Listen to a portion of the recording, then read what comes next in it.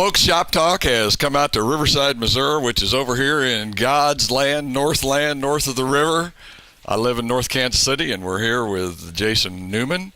And Jason, we've had some people on this program who've been in racing for, egads, lots of years.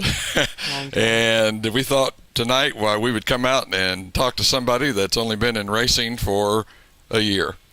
So, Jason, I guess where you got your start was back in 2004. Your dad started racing in street stocks. Yeah, he started in 2004 with the, it was purple and white. It was a 96J factory stock.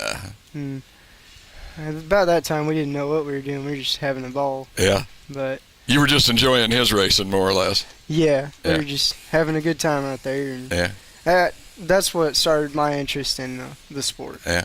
So that's more or less where your bug got lit, is where you were starting to think about, well, this is a lot of fun. It's something I want to do. Okay. Yeah. So then shortly after that, your older brother starts racing, and let's see, Jake started racing in 2005, and he ended up winning the rookie points. The rookie award for 2005. So, man, your family kind of had a little hold on this rookie deal, haven't they? Yeah, we're doing pretty good with it. Yeah. Of course, when Jake did, it was a lot tougher, but yeah, I mean, it was still kind of tough to get it last year. Yeah. But we just kind of work hard at it, and once we set a goal, we're usually pretty good at making them. So it's really a family operation then, and you guys just sort of passed it down as you went on. Yeah. Okay.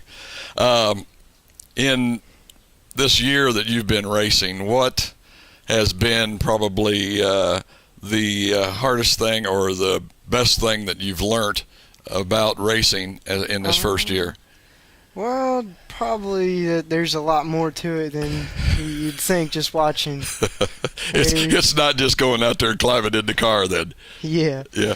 There's so many things you got to concentrate on, and just a lot. There's just a lot to it. Yeah. It really surprised me when I got in the car, but I think I'm getting the hold of it. Yeah. So in other words, what you're trying to tell me, I think, is if you turn left, it doesn't always go that way. Yeah.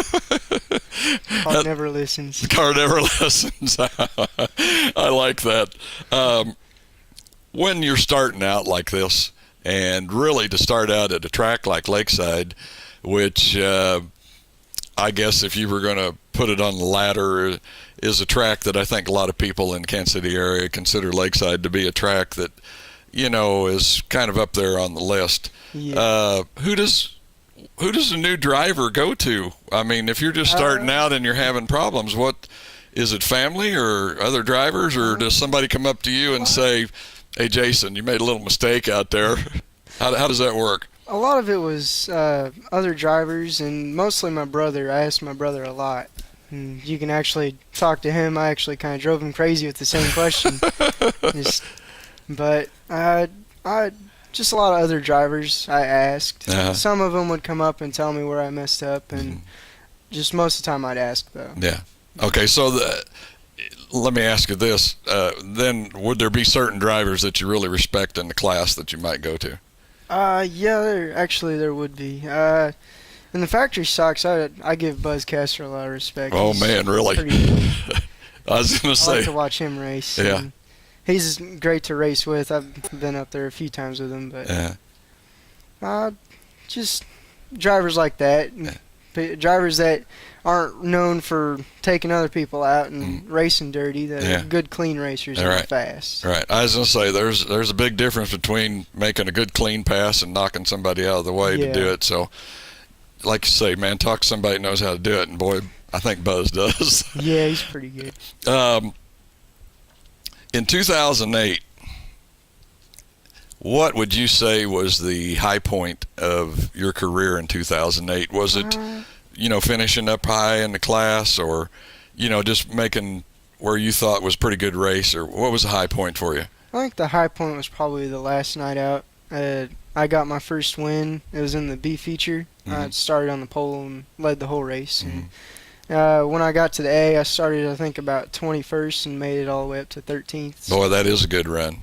That's getting up there. And of course, it seems like to me when you start getting up into that top 10 is when you start getting up to Buzz Caster and Darren Christie and some of those guys that are really fast and consistent and smooth. And that's when the passing and the racing really gets tough. Yeah. Yeah. Yeah, once you start getting way up there. Yeah. Okay, that was the high point. What was the low point? Did you break some motors or?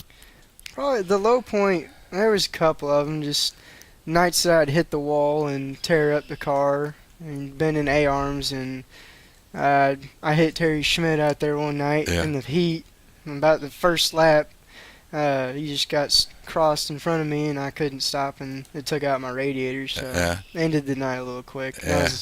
That was kind of disappointing, but just nights like that where you tear the car up and not be able to take it home in one piece. But I was going to say that would take all the fun out of it. Plus, you don't get that seat time that you really need. Probably for a guy that like you that is looking for the experience, man, you're wanting to be out there as many laps as you can, be feature or whatever. You just want to race. Yeah, always. Yeah. Sometimes I actually like to run the B feature just because it's such a fun race. The track's usually perfect during then. It usually is quite a bit more tackier during the B feature than later on. Starts drying out. Yeah. For 2009, what are you looking forward to? I know we talked a little bit on the phone last night, and you were saying that possibly you weren't going to run a full schedule in 2009. So what's the goals for Jason Newman in 2009? Just make it up there. I want to make a top 5 this year, if we get to race enough and. Just have fun, really. Now, when you say top 5, do you mean top 5 in each race that you're in, or because, like you say, you don't think you're going to race enough for the points? Just top 5 in any race that I run. Like an A, I'd like to get a top 5 in an A feature this year. Right. I was going to say that shows consistency when you're able to stay up in the top 5 and run up there all the time. That would be really tremendous. Will your team be going out to any other tracks? Because it seems to me, and I've never raced, and I always ask these questions, but I've never raced, but that the more tracks and the different situations that you can get into in the race car is going to make you a better driver on down the line. So besides racing at Lakeside, I think you mentioned that you did go to Mayetta once last year, and you really did like it because it was an opportunity for you to really open up the car. But are you guys going to be stepping out a little bit away from Lakeside? We might. A lot of it depends on just what kind of funding we have and what all's available, and just we might get a wild hair and go down. I mean, just anywhere and go down to L.A. or any place and just have some fun. I had the opportunity this past weekend to go down to Humboldt, and boy, that seems like a really nice facility, great track. Some of the people I talked to was talking about how good the surface was down there most of the time. But like I say, opportunity to get out, race with different racers and different facility, different banking, has to help a guy along. I think it does. I don't think I can talk too much because I've only been to another track, and that was Mayetta that one time. But I've noticed a difference just between Lakeside and Mayetta, and I think going from smaller tracks and bigger tracks would help a driver out. Just different surfaces and stuff, and different tracks they prep their track different, so you get different types. We got a mosquito trying to get in this interview, and it's too early in the year for mosquitoes. We're getting down to the last minute here, Jason. Who are the people that helps Jason Newman get out on the track each week that's behind you on this race team?